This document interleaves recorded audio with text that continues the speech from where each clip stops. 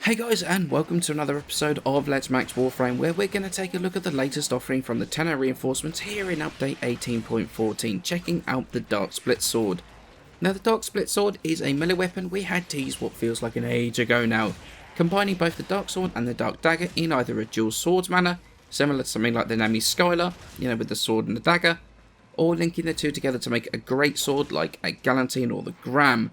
Now I do want to say very early on, this does not require either the Dark Dagger or the Dark Sword to build, but it does in fact use the dual Scalar instead, and while this is all I know about the crafting requirements, this is 100% confirmed. So how do you change between the dual swords and the long sword variant? Well, it just depends on what stance you equip in the arsenal before you head into a mission. So what's the difference between the two stat wise? Well, the dual swords comes with a base damage of 65 pure radiation, rising to 80 when it's in the great sword stance. And this is not the first of the stat changes between the two. Dual swords come with a critical chance of just 5%, rising to 10% for the greatsword, although both keep the same 200% critical damage multiplier.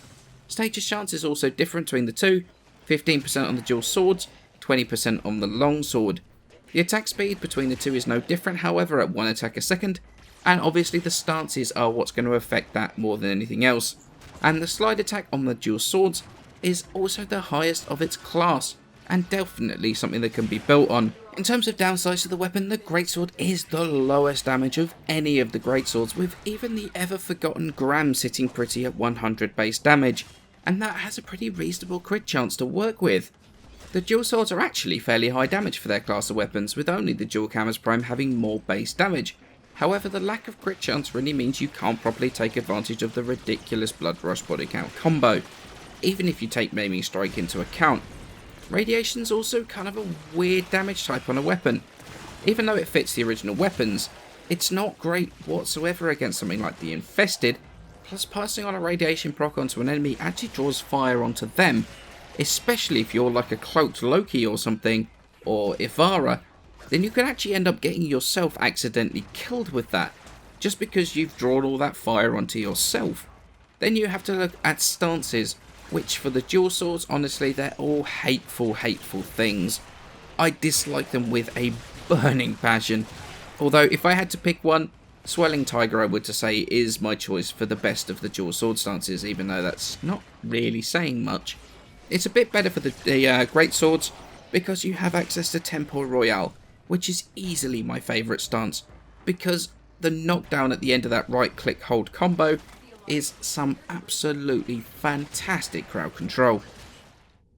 Okay, so let's move on to starting to mod the Dark Split Sword. Now it comes with V Polarity as standard, however we're going to add 2 Former, which is going to be for 2 dashes. It's going to allow us to completely ignore the polarity on that on the stance slot, so we do not have to worry about changing that whatsoever. Now this first build is going to be very much revolving around the fantastic spin attack damage of the dual swords.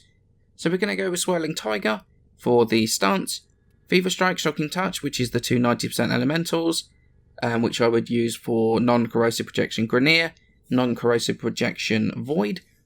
If I was going against Corpus, I'd probably go either Radiation if you're really wanting to focus down those drones, or whether you want to go pure Poison, stick a status mod in there, the dual stat, and go for that sort of damage, and to really wipe out the shielded units.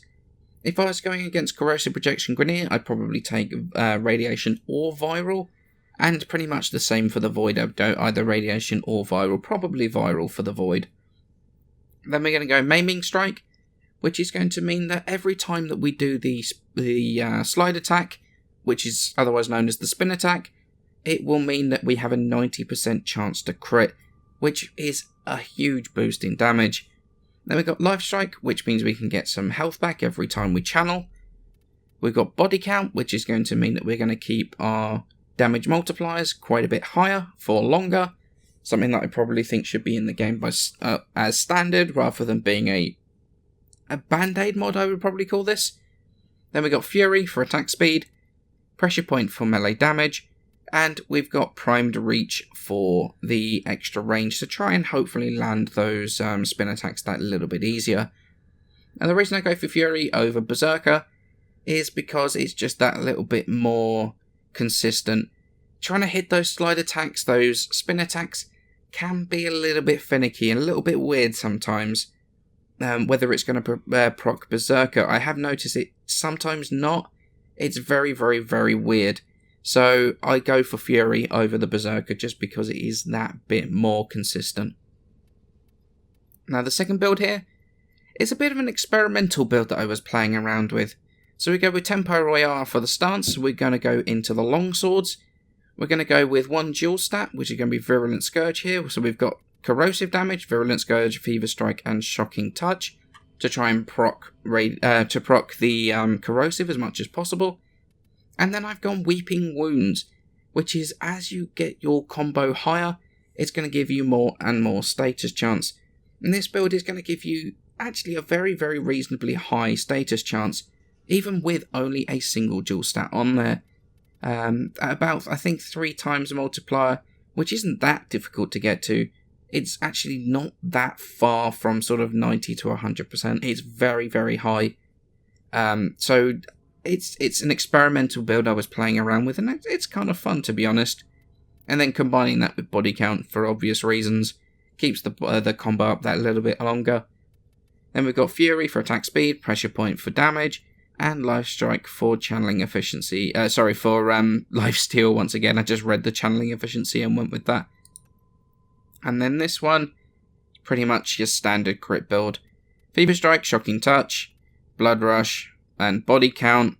Pressure Point for damage, Berserker for the attack speed every time you crit, Life Strike, and then we got Maiming Strike on there as well, which, with the spin attack, it's definitely nowhere near as high as the dual swords, but it is still very, very high. So having the Maiming Strike on there is very, very useful. It also helps to get the initial crits as well, to proc Berserker, to get your combo up as well.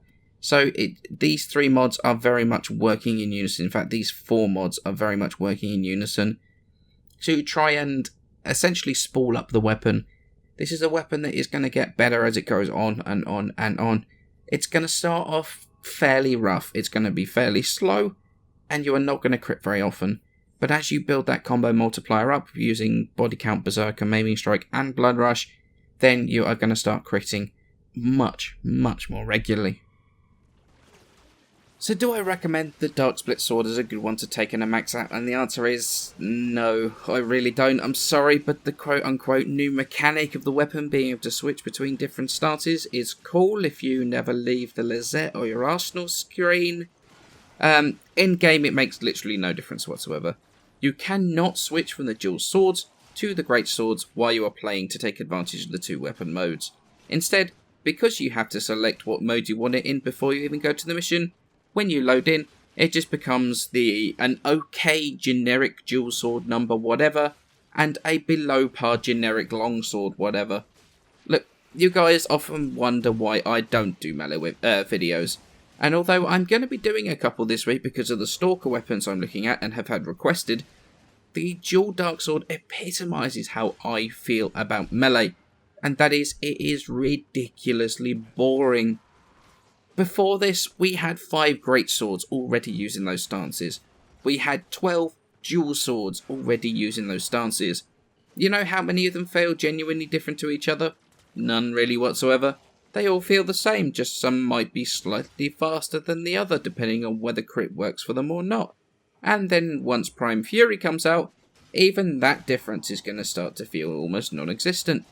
Here, we had a weapon with the promise of doing something different, of being a melee weapon that is mechanically different. Instead, we have the option of one or the other when taking it into a mission, just turning it into another generic weapon that doesn't stand out from the others. And even further than that, the Greatsword is the worst in its class, beaten by all of the others. Now, I even tried doing something different with it.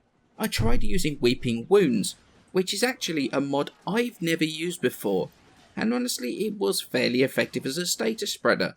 but the base damage is so low when it's coupled with that slow attack speed on the longsword, due to the stance really, and the lack of use of Berserker. It's really not there to spread status procs around. If anything, the dual sword should have had the status chance, and the great sword kept the higher base damage and more crit. Because right now, honestly, there's really no point using the dual swords over the great sword. It not only gets all the advantages, but also the fact that you don't have to deal with the absolutely hateful dual sword stances. But the dual sword is the epitome of forgettable melee weapons. It will be forgotten about in a week or so by most players. It has a lot of potential, but not in its current state. If that stance switching mid-mission had been a part of the weapon, I would have liked it quite a bit, because not all situations call for the same stance. But as it is, I feel it's just a simple waste of former, because I have a ton of other melee weapons that do the same job already. I know that I always try and take each weapon on its own merits, which is something that I pride myself on, and while it does stack up favourably as a dual swords, in the dual swords category, I'm really starting to struggle with how mind-numbingly boring having mechanically exactly the same melee weapons constantly is. And while the dual swords are actually not terrible, and they are one of the better non-crit melee weapons in its own class, they fall off already by the level 50 or 60 mark. I mean, even the longsword itself, with the higher base damage and a crit build with a 2.5 times damage multiplier, took 20 hits to take down a level 70 gunner. Which means that while this weapon might be fun to derp around with on the star chart, it's definitely not sortie worthy. By the time you've even got half of those hits done, just 10 hits, your teammates will have aimed vaguely in his direction with a Tonkor, and the guy would have been obliterated before you can even kill him. I get the fact that DE shouldn't just release weapons that are flat out better than each other, but that's not the problem here. The problem is that they aren't even competitive in their own classes. The dual swords get outclassed by basically all of the crit dual swords. Because let's be honest here, crit outclasses everything. Especially in melee, now Blood Rush is involved. And the longsword gets outclassed by everything in its class as well, whether it's crit or not crit. I want to recommend this. I really do, because I have to admit it looks incredible. But sadly, its performance just doesn't live up to its looks. Now, I would be interested to get your feedback on this weapon in the comments below, and see how you even feel about melee in general, and whether it's just me feeling like this about melee. But as always guys, many thanks for watching, and I shall see you in the next video.